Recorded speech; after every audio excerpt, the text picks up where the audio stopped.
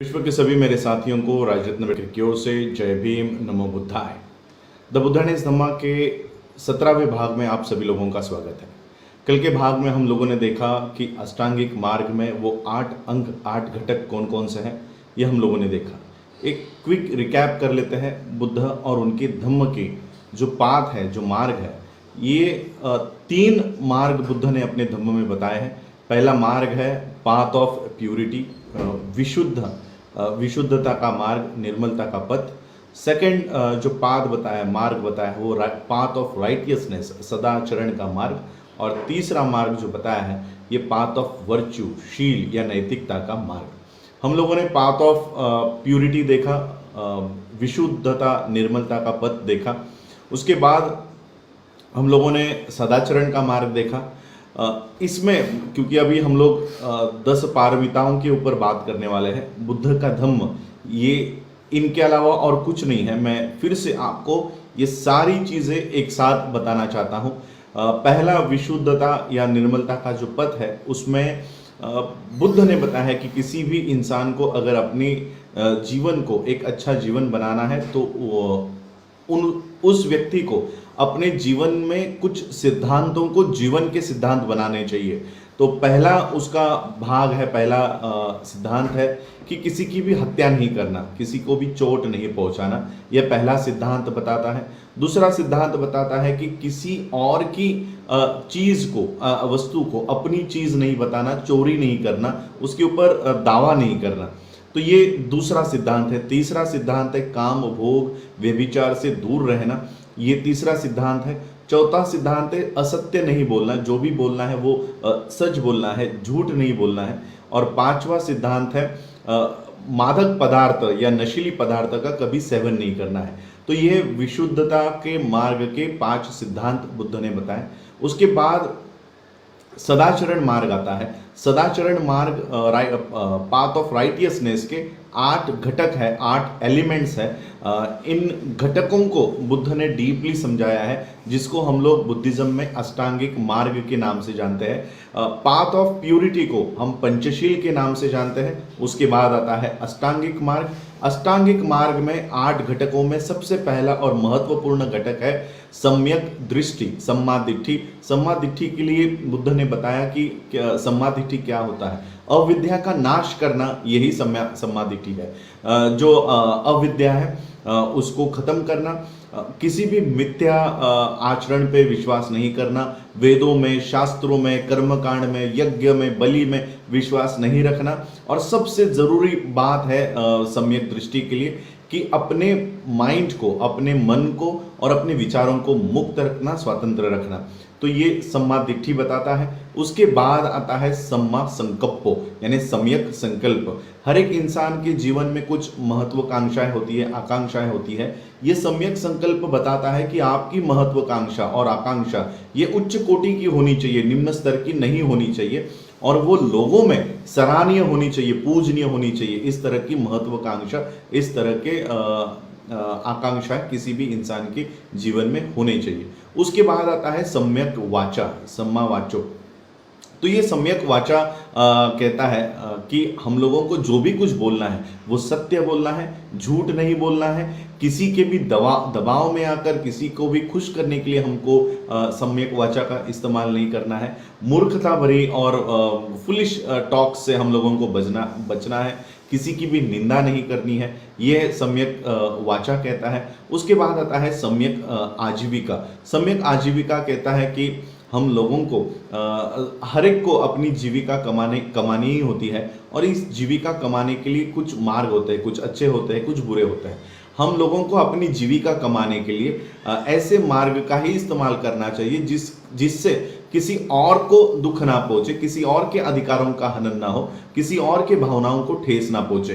तो ये है सम्यक आजीविका। सम्यक कर्मांत, अपने कर्म ऐसे होने चाहिए कि जो कार्य करने पर किसी और के अधिकारों का हनन ना हो, किसी और को दुख ना हो। तो ये है सम्यक कर्मांत। उसके बाद सम्यक कर्मांत के बाद आता है सम्यक आजीविका। सम्यक आजीविका के बाद सम्यक कर्मांत, और सम्यक कर्मांत के बाद आता है सम्यक व्यायाम। सम्यक व्यायाम के लिए बुद्ध ने बताया है कि जो सम्यक दृष्टि हम लोगों को प्राप्त होती है, ये सम्यक दृष्टि प्राप्त होने के बाद हमारे मन में फिर से इस तरह की भावना ना पहुंचे, ये कर्मकांड, ये सारी अविद्या हमारे दिमाग में ना आए, इसलिए हम लोगों को हमेशा एक प्रैक्टिस करनी चाहिए, हमारे माइंड पर एक हमेशा कंट्रोल, एक वॉच रखना चाहिए कि इस तरह के बुरे ख्याल हमारे में प्रवेश ना करें। सम्यक कर्मांत के 4 मार्ग हैं, उसके अंदर और 4 तरह के प्रैक्टिसेस हैं कि पहली की ऑलरेडी जो नए सिरे से अविद्या हमारे में प्रवेश कर रही है तो उसको हमको रोकना है। ऑलरेडी जो अविद्या हमारे में है उसको दबाना है, उसको खत्म करना है। और जो अष्टांगिक मार्ग को सफल बनाने में जो जो चीजें लगती है उसको हम लोगों को निर्माण करना है, अपने मन में निर्माण करना है। और जो जो अष्टांगिक मार्ग के पाने में जो जो सहायता होता है उसको हम लोगों को बढ़ावा देना है। तो ये सम्यक व्यायाम है। सम्यक व्यायाम के बाद आता है कि सम्मासति है। सम्मासति का मतलब है कि माइंडफुलनेस, हमारा मन हमेशा जागरूक रखना चाहिए, विचारों को जागरूक रखना चाहिए। इस तरह से अपने मन के ऊपर हम लोगों को कंटिन्यूसली उसके ऊपर वॉच रखनी है, कोई बुरे ख्याल हमारे मन में ना प्रवेश करे। तो ये भी यहाँ पर बताया जाता है। उसके बाद आता है सम्मा समाधि। सम्मा समाधि के लिए बुद्ध ने बताया है कि हमारे मन में हमेशा जो बुराई है वो घर करती रहती है। तो सम्मा समाधि, सम्यक दिट्ठि, सम्यक संकल्प, सम्यक वाचा, कर्मांत, आजीवा, व्यायाम और सम्मा सति को नष्ट करने के लिए हमेशा कुछ ना कुछ हमारे मन में बुरे ख्यालात प्रवेश करते रहते हैं। जैसे लोभ हो, क्रोध हो, द्वेष हो, संशय हो, अनिर्णय हो। तो ये सारे जो बाधाएं हैं ये सारे अष्टांगिक मार्ग को खत्म करने के लिए हमारे में प्रवेश करती रहती है। तो हम लोगों को समाधि मार्ग का अवलंब करना चाहिए। और सिर्फ समाधि नहीं तो सम्यक समाधि, समाधि से ये सारी बाधाओं को हम नीचे ला सकते हैं, कंट्रोल कर सकते हैं। लेकिन सम्यक समाधि से हमेशा के लिए ये सारे लोभ, क्रोध, द्वेष, मत्सर, अनिर्णय, संशय, इसको हमेशा के लिए सम्यक समाधि खत्म करती है। समाधि एक नकारात्मक चीज है, वहीं पर सम्यक समाधि एक सकारात्मक चीज है। तो ये हम लोगों ने अष्टांगिक मार्ग के 8 अंग देखे। इसके बाद आज जो हम लोग देखेंगे ये है बुद्ध के धम्म का तीसरा पाथ, तीसरा मार्ग, जिसे हम लोग कहते हैं पाथ ऑफ वर्च्यू, नैतिकता का मार्ग, शील का मार्ग। इस नैतिकता के मार्ग के 10 अंग हैं। जैसे path of righteousness, path of यानी सदाचरण के मार्ग में जैसे 8 अंग थे, वैसे ही इस मार्ग के 10 अंग है। और इसका सबसे पहला अंग है शील। मैं आपको फिर से एक बार वापस कंटिन्यूसली बता देता हूं कि 10 पारमिता इसको कहते हैं। 10 पारमिता इसलिए कहते हैं क्योंकि ये जो 10 पारमिताएं हैं उसमें की पहली पारमिता है शील, दूसरी पारमिता है दान, तीसरी पारमिता है उपेक्षा, चौथी पारमिता है नेक्खम्मा, पांचवी है वीर्य, छठी है खांति, खांति को शांति भी कहते हैं, सातवीं है सच, और आठवीं है आदिठ्ठ थाना, और 9वीं है करुणा, और 10वीं है मैत्री। शील, दान, उपेक्षा, निखम्म, वीर्य, खांति, सच, आदिठ्ठ थाना, करुणा और मैत्री, ये है 10 पारमिता। अब ये 10 पारमिता क्या है ये हम लोग देखते हैं। बुद्ध ने इन 10 पारमिताओं को समझाते हुए कहा कि जो पहली पारमिता है शील, शील का मतलब है किसी के भी जीवन में नैतिकता होनी चाहिए। नैतिकता का मतलब है कि हम लोगों को कोई भी बुरा कर्म नहीं करना है। ये हमेशा हमारे मन में ये जागृति निर्माण रहनी चाहिए कि हमको कोई बुरा कर्म नहीं करना है। हमारा मन इस तरह से हम लोगों को ट्रेन करना है कि वो सिर्फ अच्छाई के बारे में सोचे, अच्छाई के लिए ही वो काम करे। बुरा कोई भी कर्म हो, अकुशल कर्म हो, वो कर्म करने से हमारे मन में एक शर्मिंदा पैदा हो, शर्म उसको पैदा हो, और बुरे कर्म करने के लिए हमारे मन में हमेशा एक डर बैठा हो, एक डर बैठा हो कि अगर मैं कोई बुरा कर्म करता हूं तो मुझे इसकी सजा मिलेगी। ये शील मार्ग बताता है कि बुरे कर्म के लिए हमें हमेशा बचना चाहिए, उससे डरना चाहिए, इसके परिणाम गलत होंगे। ये भावना, ये आइडियोलॉजी हमारे मन में पहले से बना के रखनी चाहिए। ये बताता है शील मार्ग। उसके बाद आता है नेक्खम्म। नेक्खम्म कहता है कि जितने भी वर्ल्डली प्लेजर्स है, जितने भी सांसारिक सुख है, उसका हमको त्याग करना है। सांसारिक सुखों का, काम भोगों का ये त्याग हम लोगों को करना है। उसके बाद आता है दान पारमिता। दान पारमिता कहता है कि हम लोगों को जब हम लोग दान करते हैं, किसी की मदद करते हैं, तो किसी भी तरह की एक्सपेक्टेशन, किसी भी तरह का रिटर्न्स, कोई भी उनसे हम लोगों को कुछ चाहिए, ऐसी भावना न रखते हुए हमको दान करना है। और दान भी कौन सा दान, कि सिर्फ पैसे और संपत्ति का दान नहीं, तो अपने शरीर का भी, अपने खून का भी, और जरूरत पड़े तो अपनी जान का भी दान किसी और के भलाई के लिए हमको करना है। तो ये दान पारमिता कहता है सिर्फ संपत्ति नहीं, सिर्फ संपत्ति नहीं, blood, limbs and even one's life for the good of others without expecting any return. किसी भी तरह का रिटर्न का भावना रखते हुए, इच्छा रखते हुए, इस तरह का दान जो दूसरों के जीवन में भलाई लाए, दूसरों के जीवन के लिए अच्छाई लाए, इस तरह का दान हम लोगों को करना है। उसके बाद वीर्य। वीर्य पारमिता कहता है कि हम लोगों के जो प्रयत्न होने चाहिए, ये सम्यक प्रयत्न होने चाहिए। जो भी हम लोग मन में ठान ले, उसको पूरा किए बगैर अपने काम को नहीं छोड़ना है। कितनी भी परेशानी है, कितने भी अड़चने आए, ये वीर्य पारमिता हम लोगों को सिखाता है जब तक मैंने ठान लिया हुआ काम पूरा नहीं करता, मैं पीछे मुड़ के नहीं देखूंगा। ये कहता है दान पारमिता। दान पारमिता के बाद आता है शांति पारमिता। शांति पारमिता कहता है क्षमाशीलता।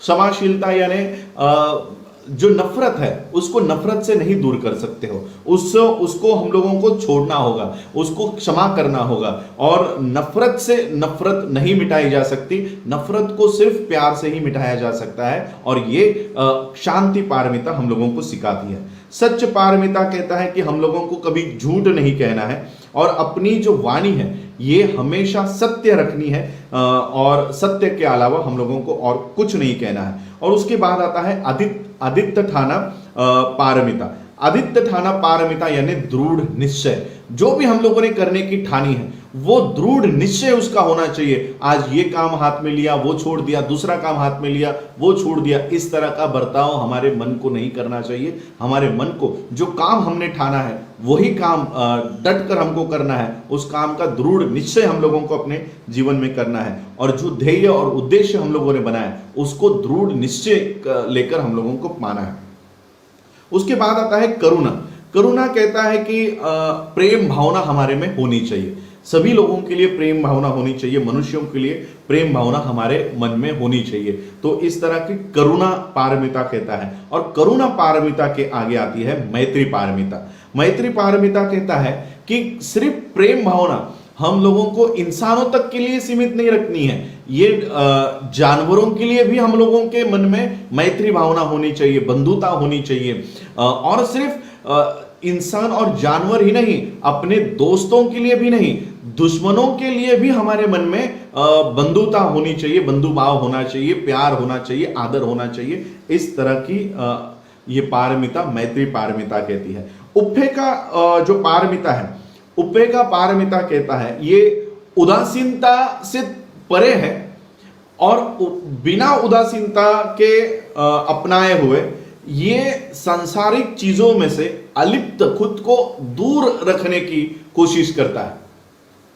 उप्पे का पारमिता इस तरह का स्टेट ऑफ माइंड है, चित्त का इस तरह का वो स्टेज है जहां पर उदासीनता को परे रखते हुए हम सांसारिक चीजों से अनासक्त हो जाते हैं, अलिप्त हो जाते हैं। उस तरह का उप्पे का पारमिता हम लोगों को कहता है कि संसार में रहते हुए ही किसी भी चीजों से हम लोगों को लगाव नहीं रखनी है। लाइक और डिसलाइक, मुझे क्या अच्छा लगता है और क्या बुरा लगता है, इससे हम ऊपर उठ जाते हैं। हमारे जीवन में जो भावना होती है लाइक और डिसलाइक की, ये खत्म हो जाती है और ये हम लोग उपे का पारमिता से सीखते हैं। कोई भी रिजल्ट हो, कोई भी रिजल्ट आए, कोई भी इसका फल मिले, हम बिना फल के अपेक्षा करते हुए अपना काम करते जाते हैं। किसी ने अगर हमारी भलाई अच्छे शब्द हम लोगों को बोल दिए तो उससे प्रभावित होकर हम खुश नहीं होते, और किसी ने हमारी निंदा भी कर दी तो उससे प्रभावित होकर हम दुखी नहीं होते। ऐसे मन की स्थिति में हम खुद को लेकर जाते हैं, उसको कहते हैं उपे का पारमिता। ये सारे पारमिता बुद्ध ने कहा है कि अपने अपने जीवन में हम लोगों को इसकी प्रैक्टिस करनी चाहिए, इसके ऊपर हम लोगों को काम करना चाहिए। और ये प्रैक्टिस, ये सारे पारमिताओं का प्रैक्टिस करने के बाद हम लोग एक अच्छे जीवन में, और इस तरह का स्टेट ऑफ माइंड, हमारा जो चित्त की अवस्था है, ये पूर्णत्व को प्राप्त करने की ये अवस्था हम लोगों को लेकर जाती है। और इसलिए इन 10 मार्गों को, 10 अंगों को ये 10 पारमिता कहा गया है। तो ये है बुद्ध के धम्म के 3 मार्ग, path of virtue, path of purity यानी विशुद्धता का मार्ग, निर्मलता का पथ, पाथ ऑफ राइटियसनेस यानी सदाचरण का मार्ग, और पाथ ऑफ वर्च्यू यानी शील मार्ग। तो ये पंचशील हमने देखा, पंचशील, अष्टांगिक मार्ग और 10 पारमिता, ये है बुद्ध की धम्म की नींव, जिसके ऊपर पूरा विश्व आज ये काम कर रहा है। आगे और बुद्ध का ये जो पहला प्रवचन है ये और चलेगा। समय की पाबंदी को देखते हुए कल हम बुद्ध ने फिर इन 5 परिव्राजकों को ये जो धम्म समझाया, उसके बाद इन 5 परिव्राजकों में क्या बदल या क्या बदलाव उनमें महसूस हुआ, इन 5 परिव्राजकों ने बुद्ध से और क्या क्या पूछा, ये हम कल के एपिसोड्स में देखेंगे। आज आप लोगों ने मुझे सुना, उसके लिए आभार। जय भीम, जय भारत, जय बुद्ध।